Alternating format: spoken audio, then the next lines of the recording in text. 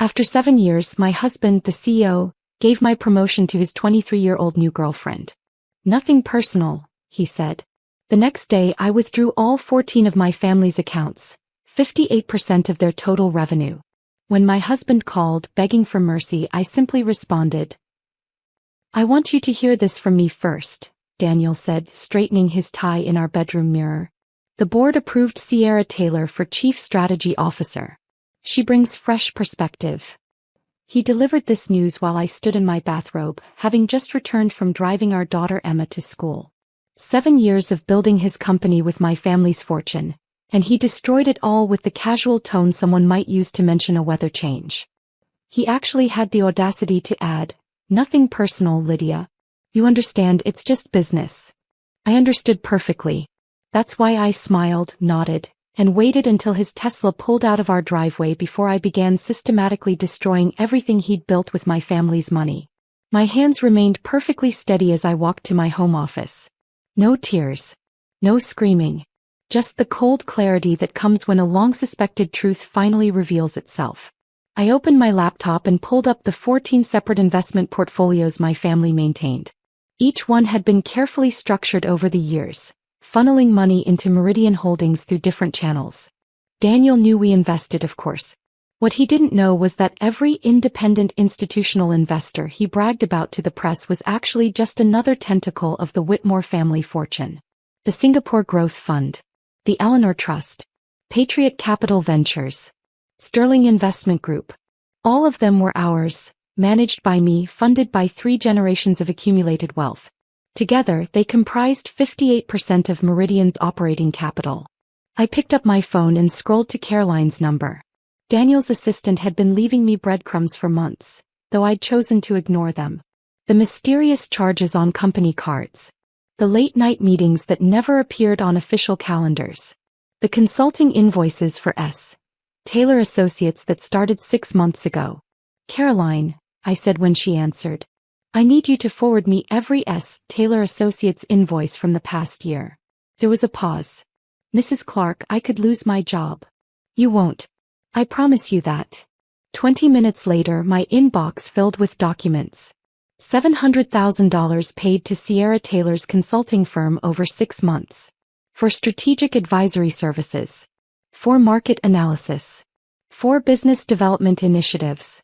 All approved by Daniel without board review, using his discretionary fund. A fund that existed only because my mother had insisted on it during the last restructuring. I called Margaret next.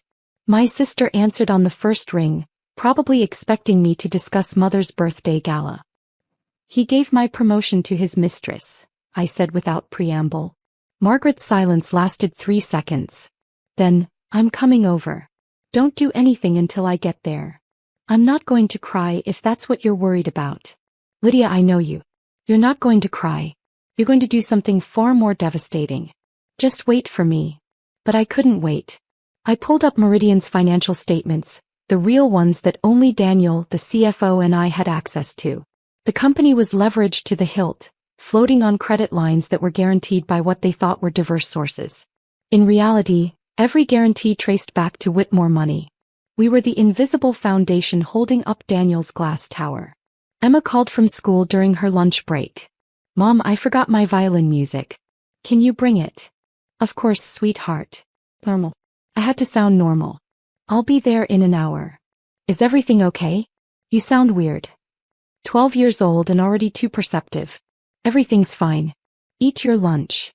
After hanging up, I found myself staring at a framed photo on my desk. Our wedding day. Daniel's hand on my waist, my father beside us, beaming. Father had pulled me aside that day. "The Clarks are ambitious people," he'd said.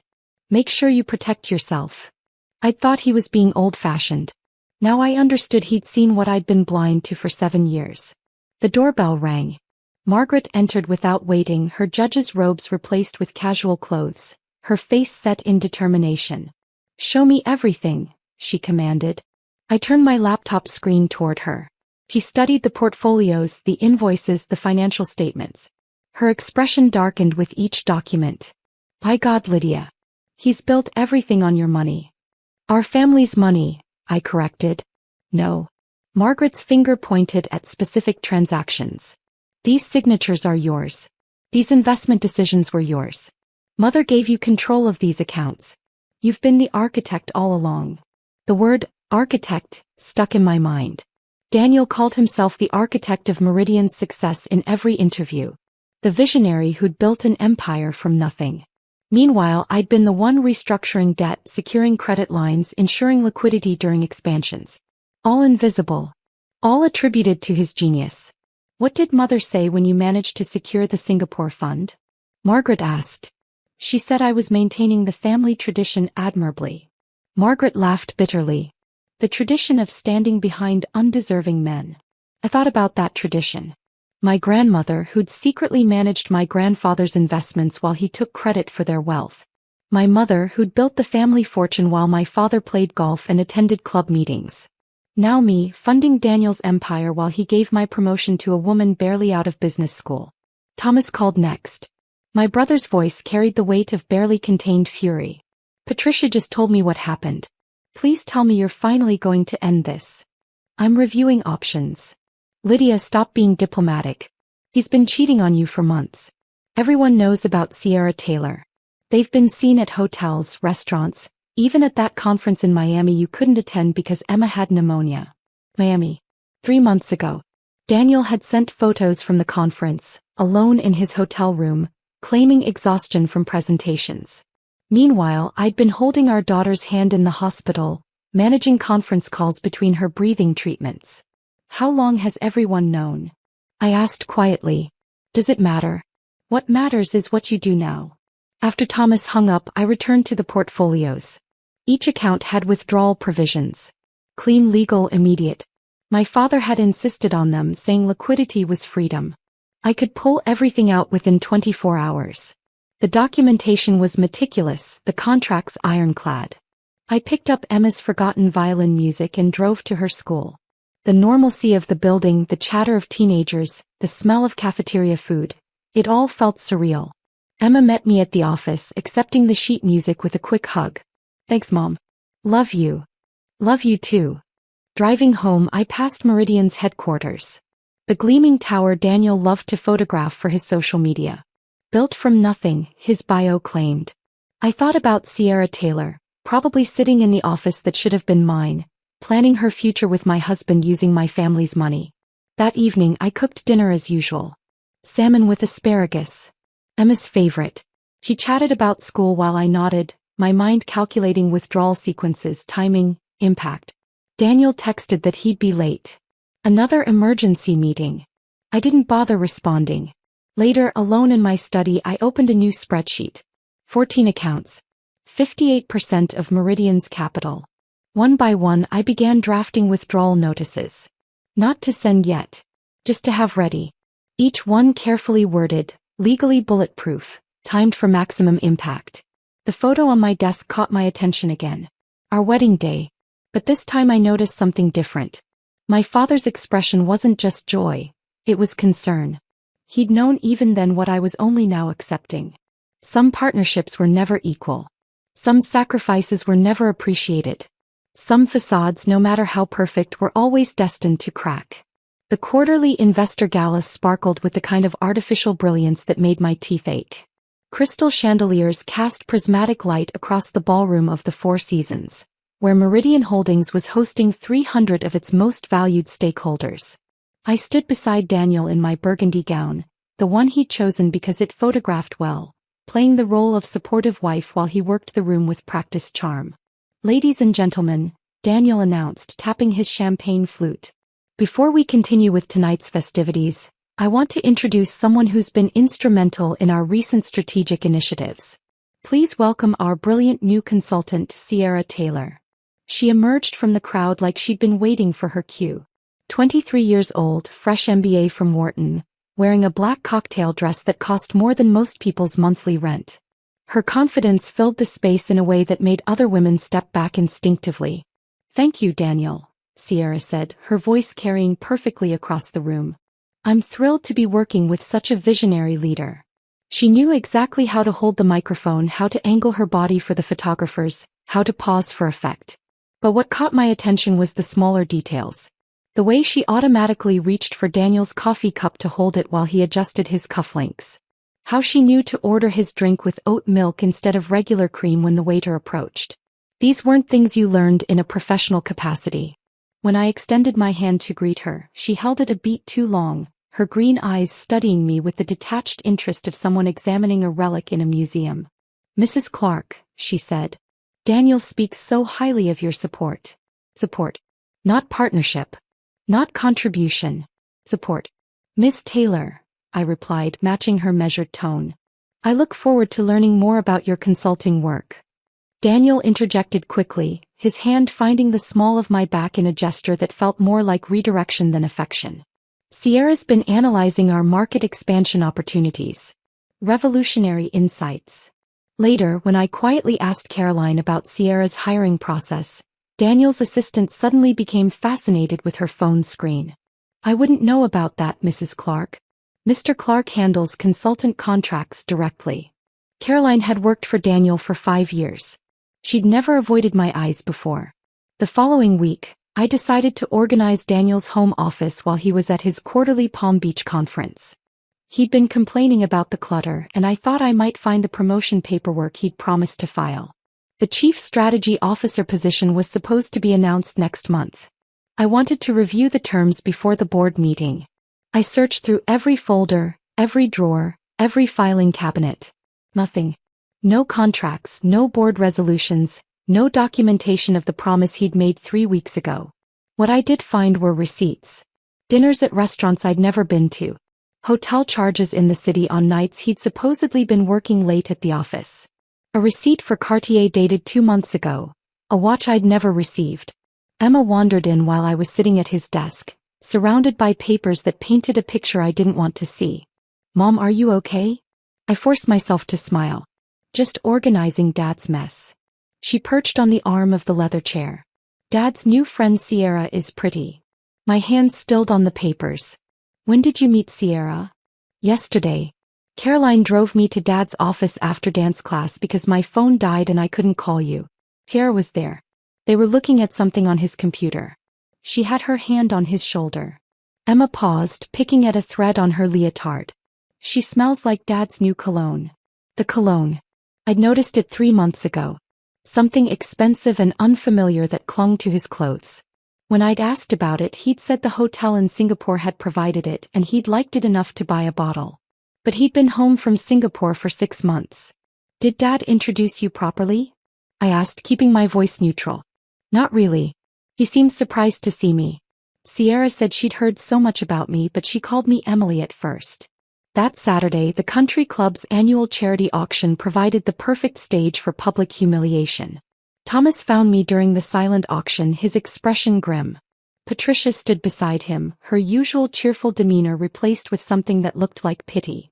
"We need to talk," Thomas said, guiding me toward the terrace overlooking the golf course. "If this is about the foundation grant, it's about Daniel." Thomas cut me off. "And that consultant." I straightened my spine.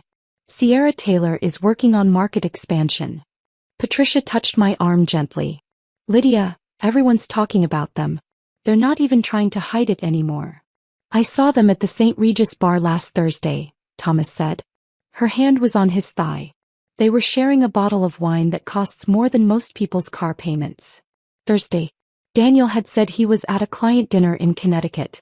I'd spent that evening helping Emma with her science project. A model of the solar system that now seemed like an apt metaphor for my marriage. Distant bodies orbiting around a center that no longer held.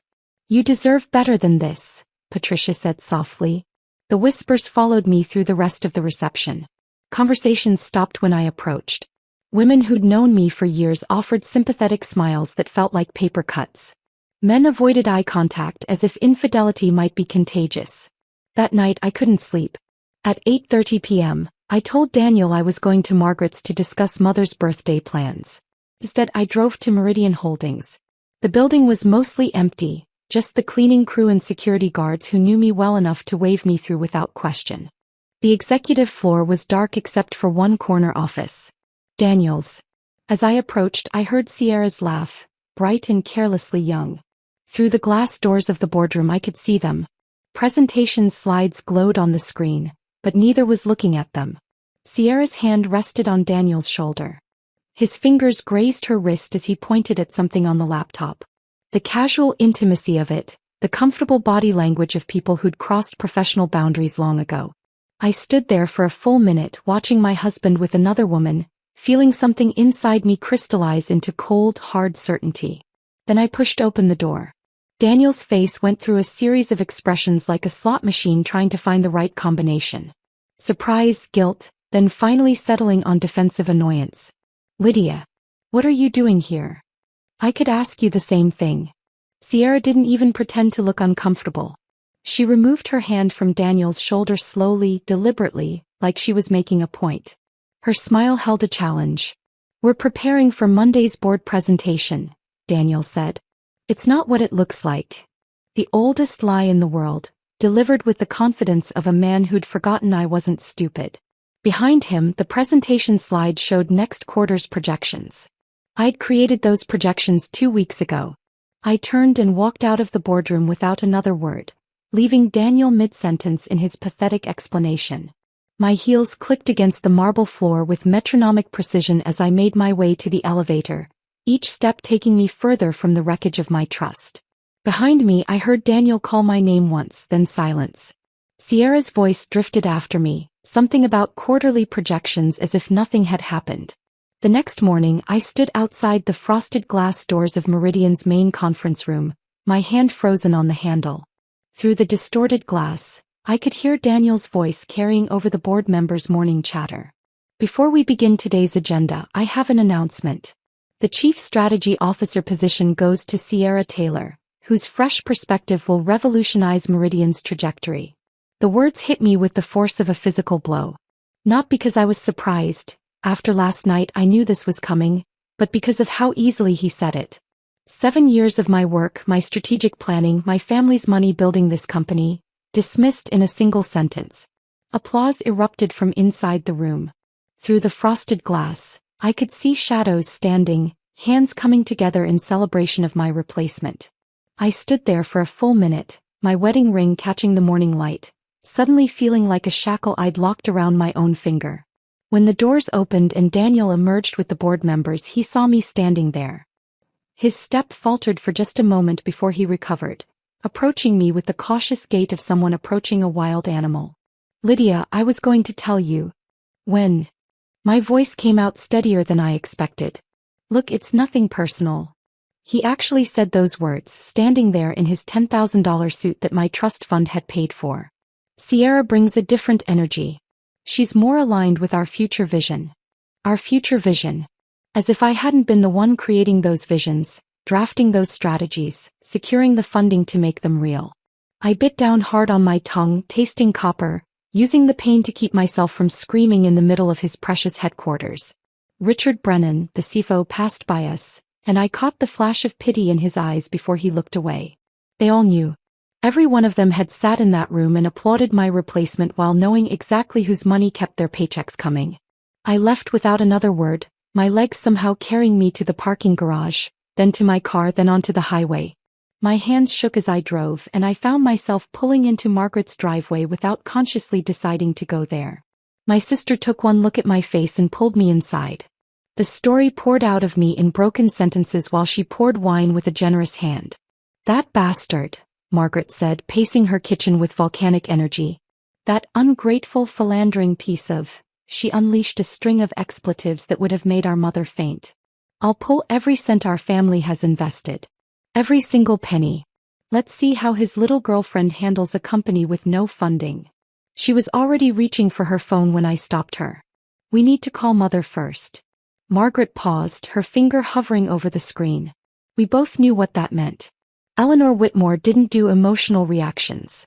She did strategic responses. Mother answered on the second ring as if she'd been expecting our call.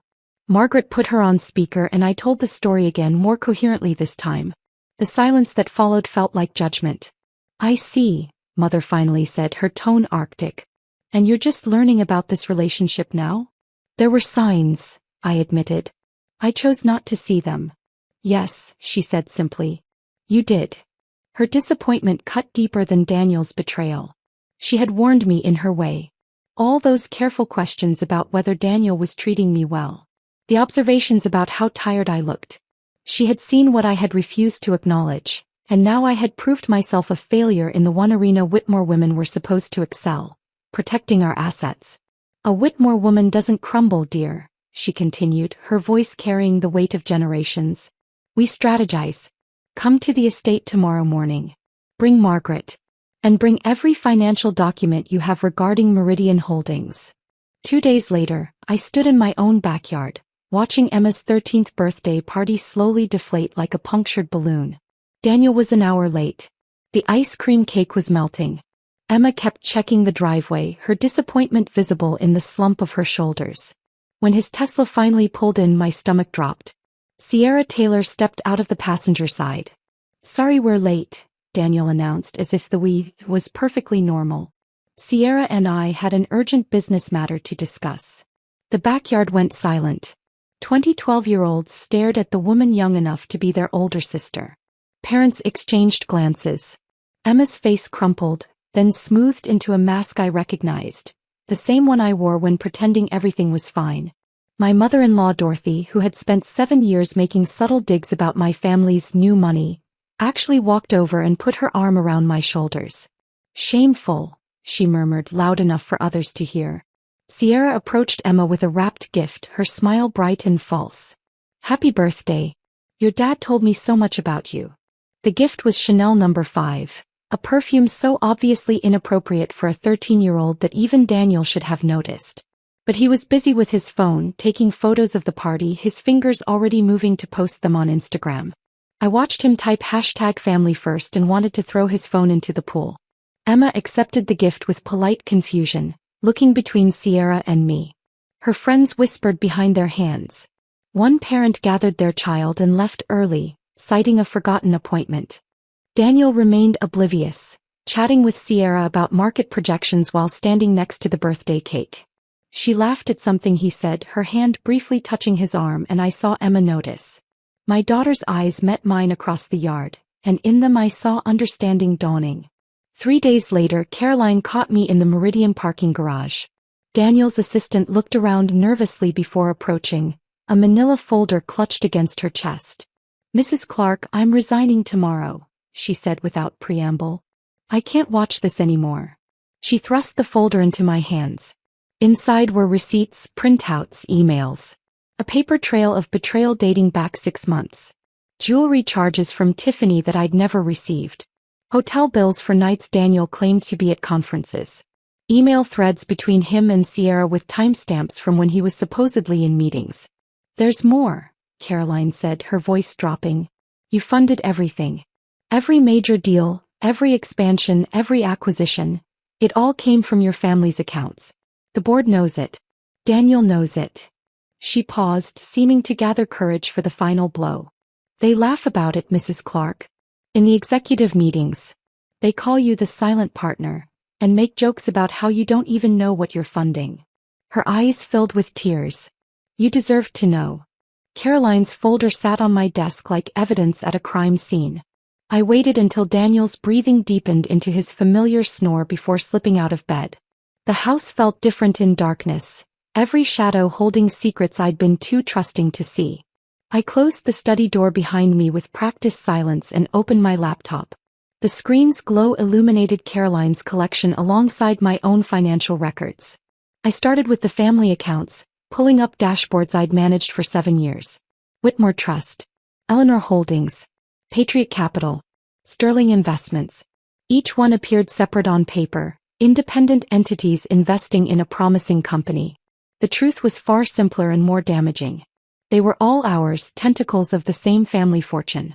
I traced each wire transfer, each investment round, each emergency loan that had saved Meridian from collapse. The numbers made my breath catch. $47 million over 7 years. Not a partnership, not a mutual investment. A one-way flow of Whitmore money into Daniel's ambitions. My fingers moved across the keyboard with increasing speed, screenshotting everything. Bank statements. Transfer confirmations. Board resolutions that showed Daniel knew exactly where the money originated. He'd signed papers acknowledging Whitmore Trust as a cornerstone investor. He'd personally negotiated terms with Eleanor Holdings, which was literally named after my mother. The Singapore fund alone had provided $8 million during the expansion crisis 2 years ago. I remembered that night. Daniel pacing our bedroom talking about bankruptcy, about losing everything. I'd made 3 phone calls, moved money from 2 family trusts, and by morning Meridian had its lifeline. The press release credited Daniel's brilliant negotiation with international investors. The investor was me, sitting in my pajamas at the same desk. Dawn crept through the windows as my documentation grew. Folder after folder of evidence showing that Meridian Holdings wasn't built on Daniel's genius.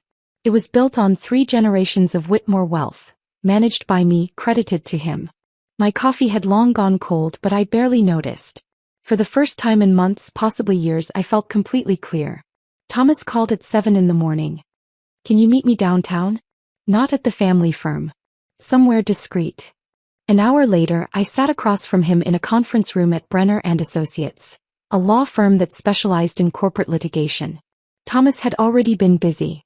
3 lawyers sat with us, their expressions serious. "Show them what you showed me," Thomas said. I spread out the evidence. The 14 accounts. The $47 million in transfers. The paper trail showing Daniel's full knowledge of the source. The lawyers exchanged glances as they reviewed documents. "Every contract has an immediate withdrawal clause," the lead attorney, Jennifer Brenner, said after 20 minutes of silent reading. "Breach of fiduciary trust. It's ironclad. You can pull everything." "How quickly?" I asked. 24 hours notice is all that's legally required. But if you want maximum impact." She pulled up a calendar on her tablet. "The next board meeting is in 72 hours. If you move before then, you control the narrative." Thomas reached across the table, his hand covering mine. "The entire family is behind you, Lydia. Margaret, me mother. Even cousin Robert, and you know how he feels about family drama." "There's something else," Jennifer added, sliding a folder across the table. "We pulled precedents. Similar cases where family investors reclaimed funds from companies that violated trust agreements. In 3 cases, the investors didn't just withdraw. They took controlling interest as compensation for breach. The possibility hung in the air like electricity before a storm. Not just leaving Meridian crippled, but taking it entirely. "Think about it," Thomas said. "But if you're going to move, it has to be now." That afternoon, Mother summoned me to the family estate. The library hadn't changed since my childhood, heavy with the smell of leather and old paper. Portraits of 5 generations of Whitmores watched from the walls. My great-great-grandfather who'd started with shipping. My grandfather who'd survived the crash of '29 by being cautious when others were greedy. My father whose keen eyes seemed to follow me as I sat across from Mother. "Your father faced something similar once," Eleanor said, her fingers tracing the edge of a crystal paperweight. "His business partner, Harold Manning. They built a telecommunications company together in the '80s. I knew the company. It had made our family's second fortune before being sold to a conglomerate. Harold forgot whose money had built the empire," Mother continued. "Started making decisions without consultation. Started believing his own press about being a visionary." She stood, moving to a portrait I'd barely noticed before. A stern-faced man with calculating eyes. "That's Harold. I don't understand. Why is his portrait here?" Mother smiled, the expression sharp as winter. "Because your father didn't just withdraw support. He acquired Harold's shares during the crisis that followed. We own the building his portrait came with." She moved to an antique safe hidden behind a false bookshelf. "Your grandfather insisted on provisions after 1929. Protections that would prevent the family fortune from being misused by outsiders." The documents she pulled out were dated 1987, but attached were modern amendments. Clauses I'd never seen. Powers I didn't know existed. "The family trust has override provisions," Mother explained. "If funds are being misused or misrepresented, the trustee, that's you dear, can not only withdraw but can claim damages. Substantial damages." "Daniel doesn't know about these?" "Of course not. These are Whitmore protections. He was never truly family, was he?" Her eyes gleamed with something that might have been pride or vengeance. "It's time to be a Whitmore, Lydia. Your father would expect nothing less." That evening, I sat with Emma at the kitchen table helping her with algebra homework. She was struggling with a problem about compound interest, ironically enough. "Mom," she said suddenly, pencil suspended over her worksheet. "Sierra says she and Dad are going to get a big house." My hand stilled on the calculator. "When did Sierra tell you this?" "Yesterday when Dad brought her to pick me up from dance. She said after some business thing next month they're moving. She asked if I wanted to decorate my new room." Emma's voice was carefully neutral, but I heard the confusion underneath. "She said she's going to be my new mommy soon." The calculator slipped from my hand. "What did you say?" "I said I already have a mom." Emma looked up at me, her young face serious. "Dad got mad and said I was being rude." I pulled her into a hug, feeling her tremble slightly. "You weren't being rude, sweetheart. You were being honest." Later, after Emma was asleep, I found Daniel's personal laptop open on his desk. He was getting careless, leaving it unlocked. The browser showed recently viewed pages. Real estate listings in Connecticut. 5-bedroom houses in Sierra's name. The funding source listed for the down payment made my blood run cold. It was labeled performance bonus, but the amount matched exactly what I was set to inherit from my grandmother's trust next month. He wasn't just betraying our marriage. He was planning to steal from our daughter's future, using money 3 generations of Whitmore women had preserved. I closed Daniel's laptop carefully, my mind racing with the implications of what I'd discovered. The performance bonus matching my grandmother's trust. Sierra's name on property documents. This wasn't just infidelity anymore. It was financial fraud waiting to happen. I photographed every screen before clearing the browser history, leaving no trace of my discovery. At 4:47 a.m. 3 days later, Margaret's home office looked like a command center. She'd taken a week's leave from her judicial duties, claiming a family emergency. Thomas arrived with 2 laptops and a briefcase full of documentation. The 3 of us hadn't been united like this since our father's funeral. Margaret had printed every contract, every investment agreement, every legal document connecting our family's money to Meridian Holdings. They covered her entire dining table in neat rows, color-coded with sticky notes marking key clauses. Thomas set up his laptops, one showing market data, the other displaying legal precedents. 14 accounts, I said, laying out my own documentation. 58% of Meridian's operating capital. "We need to draft the withdrawal notices tonight," Thomas said, pulling up a template on his screen. "Each one has to be perfect. No legal challenges, no room for Daniel to maneuver." Margaret stood over the contracts, reading glasses perched on her nose. "The language has to trigger the immediate withdrawal clause. Breach of fiduciary trust. Misrepresentation of fund usage. Violation of investment terms." We worked in focused silence for 2 hours, crafting each notice with surgical precision. The Singapore Fund. The Whitmore Trust. Eleanor Holdings. Patriot Capital. Each withdrawal had to stand alone legally while creating a cascade effect financially. "Stagger them," Thomas advised, looking at the timeline we'd mapped out. 9 to 9:15. If they all hit at once, it could trigger automatic fraud holds. The system might think it's a cyber attack. "Smart," Margaret agreed, then her eyes lit up with something almost gleeful. "We should copy the SEC on everything. Full transparency. Let them see exactly where Daniel's miracle growth came from." "That's brilliant," Thomas said. "It prevents him from spinning this as a technical glitch or misunderstanding. The regulators will have questions." I thought about the implications. The SEC involvement would make this public, would destroy any chance of reconciliation. But reconciliation had died the moment Daniel decided to steal my grandmother's trust fund for his girlfriend's house. The next afternoon, I sat across from Richard Brennan at a small coffee shop 3 blocks from his daughter's elementary school. He'd chosen the location, neutral territory where no one from Meridian would spot us. Richard had been CFO since before Daniel's time, a numbers man who'd watched the company transform. "Thank you for meeting me," I said. Richard stirred his coffee slowly, his face drawn with exhaustion. "Caroline told me she gave you documents before she quit." "She did. I've wanted to say something for years," he admitted, not meeting my eyes. "I've watched Daniel take credit for your strategies, your negotiations, your family's money. The board knows the truth, but they're all getting rich off your family's investments. No one wants to rock the boat. I pulled out my tablet showing him the documentation I'd compiled. The 47 million in transfers. The 14 accounts. The withdrawal notices ready to deploy. His face grew paler with each slide. This would destroy Meridian overnight, he whispered. I leaned forward. Unless the board makes the right choice. What choice is that? Daniel steps down. Sierra is terminated. The board acknowledges the true source of Meridian's funding. You have one chance to be on the right side of this, Richard. He was quiet for a long moment, staring into his coffee. My daughter's college fund is tied up in Meridian stock options. If you stand with the board when this happens, you'll lose everything. If you help me transition leadership properly, I'll ensure your position is protected. Richard nodded slowly.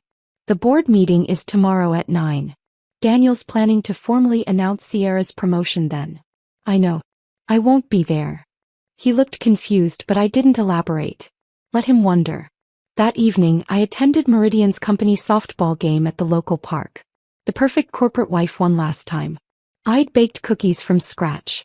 Daniel's favorite chocolate chip recipe. I wore the sundress he'd bought me for our 5th anniversary, the one he said made me look like the woman he'd fallen in love with. Lydia. Several employees greeted me warmly. They had no idea their paychecks were about to evaporate. Daniel hit a double in the 3rd inning and I cheered louder than anyone. Sierra was notably absent, probably preparing for her big promotion tomorrow. I mingled, laughed at bad jokes, took photos for the company newsletter. Every interaction felt like a goodbye. During the 7th inning stretch, Daniel jogged over, sweaty and grinning. Thanks for coming, babe. Means a lot. Babe. He hadn't called me that in 2 years. Wouldn't miss it, I said, handing him a water bottle. Listen, about tomorrow's board meeting. I can't make it. Emma has an orthodontist appointment. The lie rolled off my tongue smoothly. I'd scheduled the appointment that morning, my alibi locked in place. That's fine, he said, looking relieved. It's just routine stuff anyway. Routine. Like destroying our marriage and stealing our daughter's inheritance. At dinner, I made his favorite meal, the exact one I'd cooked the night he proposed 8 years ago. Beef Wellington with roasted vegetables and garlic mashed potatoes. Emma chatted about her science project on renewable energy while Daniel scrolled through his phone, occasionally grunting responses. This is amazing, Mom, Emma said, savoring the Wellington. What's the special occasion? No occasion. Just felt like cooking something nice. Daniel looked up from his phone briefly. It's good, he said, already texting again. The screen reflection in his glasses showed Sierra's name. I watched them both, memorizing this moment. Emma's innocence, still unaware her world was about to shatter. Daniel's casual arrogance, texting his girlfriend while eating the meal I'd made with hands that would destroy him tomorrow. I love you both, I said suddenly, the words escaping before I could stop them. Emma beamed and came around the table to hug me. Love you too, Mom. Daniel just nodded, already typing another message. Yeah, love you too, he said absently. That night, I waited until Daniel was showering to forward screenshots of his private emails about Sierra to Jennifer Brennan's secure server. Messages about their future plans, about the transition, after her promotion, about the house they'd viewed together. Evidence for the divorce that would follow tomorrow's financial catastrophe. When Daniel climbed into bed, I surprised us both by reaching for him. He responded eagerly, probably thinking about Sierra the entire time. Afterward, as he drifted off to sleep, I studied his face in the moonlight. The strong jaw I'd once found attractive. The lips that had promised to honor and cherish. The hands that would soon be signing resignation papers. At 1 a.m. I slipped out of bed and walked to my study one final time. The 14 withdrawal notices sat in my draft folder, scheduled to send between 9 o'clock and 9:15 a.m. I verified each one, checked the timestamps, confirmed the SEC copies were attached. My finger hovered over the confirmation button. Once I clicked this, there would be no going back. 7 years of marriage, 13 years together, Emma's intact family. All of it would end with this click. I thought about Sierra's hand on Daniel's shoulder. About nothing personal. About the $47 million of my family's money funding his ego. I clicked confirm. The confirmation screen disappeared and I closed my laptop with the soft click of finality. There was no undoing what would happen in 8 hours. I returned to bed, sliding beneath the covers next to Daniel's sleeping form. He mumbled something unintelligible and turned away, taking most of the blanket with him. I let him have it. He would need all the comfort he could get soon enough. Sleep never came. I watched the ceiling fan spin lazy circles through the darkness, counting rotations like a meditation. At 4:30 a.m. I gave up pretending and slipped out to the kitchen. The house felt different in these pre-dawn hours, as if it knew everything was about to change. By 5 a.m. I sat in my study with the doors locked, 3 monitors glowing before me. The coffee maker gurgled its familiar morning song, but today I drank it black. No cream, no sugar, nothing to soften the bitter edge. Daniel's elaborate oat milk lattes seemed ridiculous now, like everything else about the performance of our marriage. Each monitor showed different account dashboards. 14 windows arranged in a grid, displaying millions of dollars ready to vanish at my command. The withdrawal notices sat in my email system, scheduled and waiting. I reviewed each one methodically. The Singapore Growth Fund, 8 million. Eleanor Holdings, 12 million. The Whitmore Trust, 6 million. Numbers that represented not just money but years of my family's careful accumulation, generations of women who had built something real while their husbands took the credit. Through the study window, I watched the sky lighten from black to deep purple to the first hints of orange. Somewhere in the city, Daniel's board members were probably getting ready for their day, checking their phones over coffee, reviewing notes for the meeting where they would rubber stamp Sierra's promotion.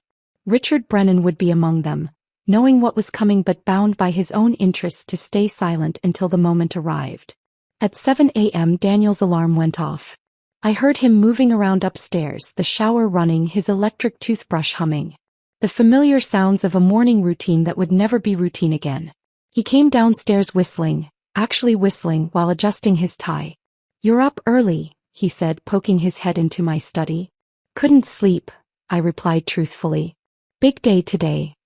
He grinned, and for a moment I saw the man I'd married. Ambitious, confident, completely unaware of anyone's contribution but his own. "The board's going to love what Sierra and I have planned for the Asian expansion." Sarah and I. Not even pretending anymore. "I'm sure they will," I said. He grabbed his travel mug, the one Emma had given him for Father's Day that said, "World's Best Dad," and headed for the door. "Don't wait up tonight. Might be late celebrating." The door closed behind him with a satisfied thud. I listened to his Tesla pull out of the driveway, then returned to my screens. 7:47 a.m. Just over an hour until the first notice would send. Emma came downstairs at 8:15, already dressed for school. She hugged me from behind as I sat at my desk. "You okay, Mom? You look tired." "Just a lot on my mind, sweetheart." "Is it about Dad and that woman?" I turned to face her, seeing too much understanding in her 12-year-old eyes. "What makes you say that?" "I'm not stupid, Mom. Everyone at school knows. Jennifer's mom saw them at a restaurant last week." She paused, then added quietly, "Are you getting divorced?" The question I'd been avoiding. "I don't know yet. But whatever happens, you're my priority. Always." At 8:45 I walked Emma to the school bus, hugging her longer than usual. "I love you," I whispered into her hair. "Love you too, Mom. Everything's going to be okay." If only she knew how very not okay things were about to become for her father. I returned to my study at 8:55. 4 minutes. My hands were perfectly steady as I positioned them over the keyboard. The familiar weight of my wedding ring caught my attention. I twisted it off and set it beside the mouse. That felt better. 8:58. I pulled up Meridian's internal system using Caroline's access codes. She'd given them to me before leaving, perhaps knowing I'd need to watch the destruction in real time. The dashboard showed normal morning activity. Emails flying. Calendar invites updating. The board meeting starting in 2 minutes. 8:59. I thought of my father's favorite quote, the one he'd painted on a piece of driftwood that still hung in Mother's study. "Fortune favors the bold." He'd said it before every major business decision, every risk that had built our family's wealth. "Fortune favors the bold," I whispered. 9 a.m. The first notice sent. Whitmore Trust's 8 million vanished from Meridian's operational account. The withdrawal processed instantly, funds transferring back to our family holdings. 9:01. Click. Eleanor Holdings' 12 million disappeared from their expansion fund. 9:03. Click. Click. 2 more accounts withdrew simultaneously. By 9:07 I watched Meridian's internal system explode with alerts. Red warning boxes cascaded down the screen. Urgent. Whitmore Trust withdrawing. Emergency. Eleanor Holdings terminating agreement. Critical. Multiple account closures detected. Through the baby monitor I'd never removed from our bedroom, a secret Daniel never knew about, I heard his phone start ringing at 9:09. He'd left it charging on his nightstand, probably planning to retrieve it after the meeting. It rang once, twice, then went to voicemail. Then immediately rang again. 9:11. Click. Click. Click. 3 more accounts emptied. The internal system showed chaos. Emergency emails fired off to every executive. The CFO's status went from in meeting to urgent reviewing crisis. Board members' calendars suddenly blocked off for emergency financial review. 9:15. The final notice sent. 14 accounts, $47 million, 58% of Meridian's operating capital, gone. I closed the laptop and watered my orchids with the careful attention of someone with nothing but time. The plants were thriving, their white blooms perfect and untouched by the chaos I'd just unleashed. My phone, deliberately left in the bedroom, began ringing. I could hear it through the monitor. Daniel's ringtone playing over and over. At 9:30, I drove to Emma's orthodontist appointment, making pleasant conversation with the receptionist about the weather, ensuring she would remember seeing me. Creating my alibi while Meridian Holdings discovered that their foundation had been built on sand. The orthodontist's waiting room had a television playing the morning financial news. At 9:45, a breaking news alert flashed across the screen. Meridian Holdings stock halted pending major announcement. I smiled behind my magazine. My phone, now with me, showed 17 missed calls from Daniel. The voicemails escalated in tone with each message. The first, confused, "Lydia, something's wrong with the accounts. Call me." The fifth, angry, "What did you do?" The 10th, desperate, "Please, we can talk about this." The last at 9:52, "I'm coming home. We need to talk." But I wouldn't be home. At 10:15 I left the orthodontist and drove straight to Meridian Holdings. It was time to see the destruction firsthand. Time to walk through the lobby of the empire I'd funded and watch it crumble. I wore the black suit from our wedding rehearsal dinner, the last time I'd truly believed Daniel and I were partners. It seemed appropriate for another kind of funeral. The parking garage at Meridian Holdings was nearly empty when I pulled in at 10:30 a.m. Most employees would be in the emergency all-hands meeting, trying to understand why their company had just lost over half its operating capital. I took the executive elevator using my keycard for what might be the last time. The doors opened directly onto the boardroom floor. The scene inside was barely controlled chaos. Board members hunched over laptops and phones, voices raised in urgent discussion. Papers scattered across the usually pristine conference table. Coffee cups abandoned and growing cold. At the center of it all, Daniel stood gesticulating wildly at Richard Brennan, who looked like he wanted to disappear into the floor. Sierra sat in what should have been my chair, but her designer confidence had evaporated. She clutched her phone with both hands, mascara slightly smudged, her perfect composure cracking under the weight of a crisis she didn't understand. Daniel saw me first. His entire body sagged with relief and he rushed toward me. "Lydia, thank God. Tell them this is a misunderstanding. Tell them you didn't mean to." I walked past him without acknowledgement, moving toward the head of the table where Board Chairman Wallace sat rubbing his temples. The room fell silent as I positioned myself where everyone could see me. 58% of Meridian's funding came from my family's 14 accounts, I said, my voice carrying clearly across the room. "I've withdrawn it all." The eruption was immediate. Board members shouting over each other, phones ringing, someone's laptop crashing to the floor. Through it all, Sierra's voice cut through with a question so naive it almost made me laugh. "Can she even do that? Isn't that illegal?" I turned to face her slowly, letting the full weight of my attention fall on her for the first time. "Little girl," I said, my voice soft but carrying clearly, "I own the ground you're standing on. The chair you're sitting in. The salary you thought you'd earned. Everything here exists because my family allowed it to exist." Wallace pounded his gavel repeatedly, trying to restore order. "Everyone please. Mrs. Clark, we need to understand what's happening here." I pulled out my tablet, connecting it to the presentation screen. The documentation appeared in devastating clarity. Wire transfers. Account statements. The $47 million trail leading from Whitmore Holdings to Meridian's accounts. Every major deal. Every expansion. Every crisis that Daniel solved. Funded by my family's money. Money he knew came from us but reported to investors as diverse institutional funding. That's not, Daniel started, but Wallace cut him off with a sharp gesture. Is this accurate, Richard? Wallace asked the CEO. Richard Brennan straightened in his chair. Every word. I have the documentation to verify it. The board members exchanged glances, the reality of their situation sinking in. Without Whitmore money, Meridian was essentially insolvent. What do you want? Wallace asked me directly. I had waited 7 years for this moment. My terms came out clear and non-negotiable. 1. Daniel resigns immediately. Not next month, not next week. Today. 2. Sierra Taylor is terminated with cause, no severance, no references, no golden parachute. 3. I assume full control with 51% voting shares and complete restructuring authority. The board lawyer, a nervous man named Peterson, started stuttering about precedent and corporate governance, but Richard interrupted him. She's offering to save the company, Richard said firmly. Without the Whitmore money, we're bankrupt by Monday morning. The stock won't survive the opening bell. Daniel's face had gone from red to white to an unhealthy gray. You can't seriously be considering this. I built this company.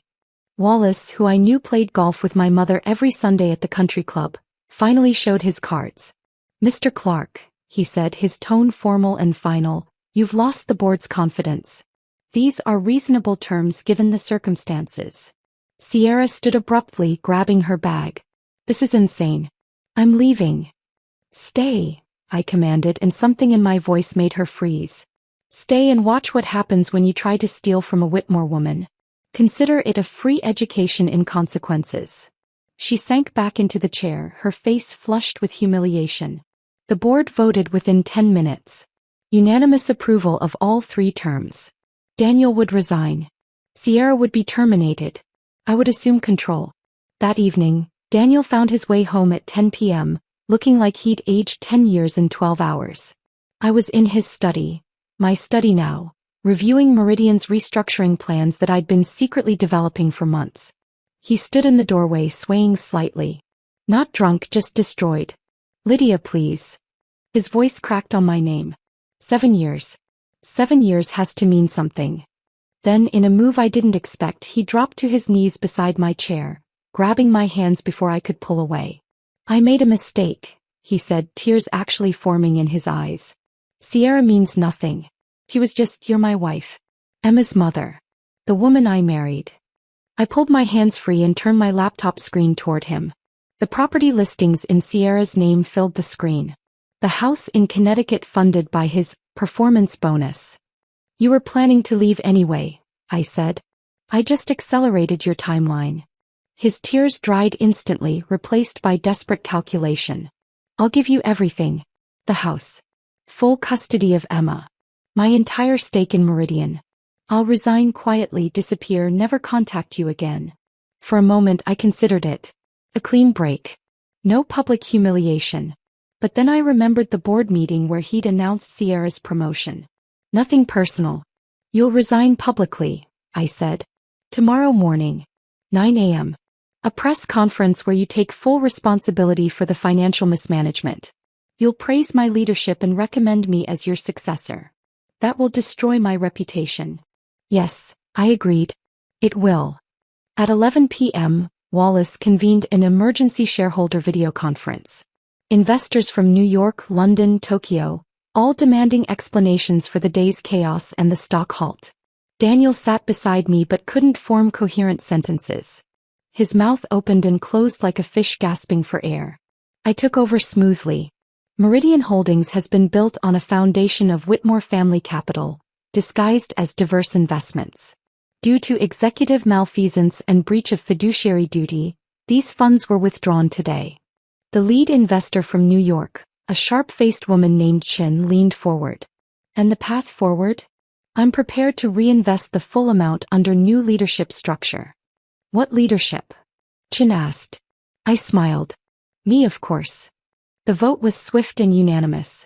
Even Daniel's former allies, seeing the writing on the wall, voted for my appointment.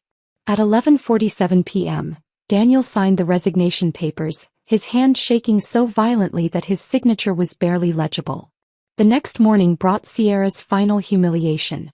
She arrived at Meridian at 8 a.m., probably hoping to clear out her office before the press conference. Instead, she found security already boxing up her belongings, her keycard deactivated, her company laptop locked. She called Daniel repeatedly, but he didn't answer. He was at home, packing his own belongings into boxes I'd thoughtfully provided. When she tried to storm into the lobby, demanding to speak to someone in charge, she found me waiting. "You can't do this," she screamed, all professional pretense gone. "I'll sue. I'll go to the press. You signed an NDA as a consultant," I reminded her calmly. "Violate it and I'll ensure you never work in finance again. Your MBA won't mean much when every firm in the country knows you as the woman who tried to steal from the Whitmores." Security escorted her out as employees gathered to watch. When the doors closed behind her, someone started clapping. Then another. Then the entire lobby erupted in applause. The applause from the employees lingered in my ears as I walked back through Meridian's lobby, past the spot where Sierra had made her undignified exit. I stopped at the reception desk where our receptionist, Maria, sat with tears in her eyes.